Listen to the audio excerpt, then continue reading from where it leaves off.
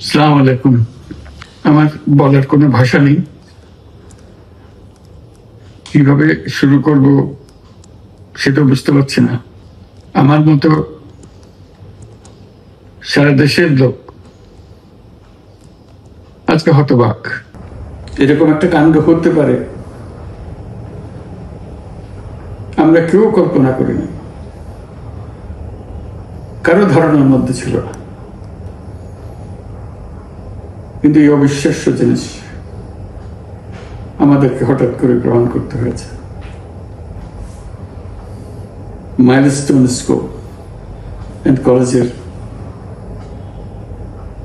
যে দুর্ঘটনা, প্রশিক্ষণ বিমান বিধ্বস্ত হয়ে এই কচি শিশুদের উপরে ঝাঁপিয়ে পড়ল, আগুনে পুড়ে মরল।